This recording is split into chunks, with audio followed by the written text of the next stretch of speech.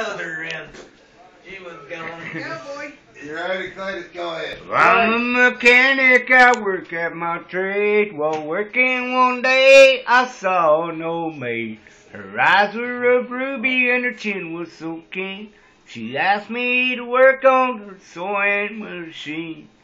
Well, about 9:30, I did arrive. She said, take off them breeches, we're here for the night. So I worked and I labored and I struggled till dawn. I told the old maiden I just couldn't go on. She said, take the back door just in case you be seen. But come back and finish my sewing machine. Well, about a week later, my balls had turned blue. I had the collapse and the syphilis and gonorrhea too. I looked for the maiden, but her face was not seen. I just hope she's in hell with her sewing machine.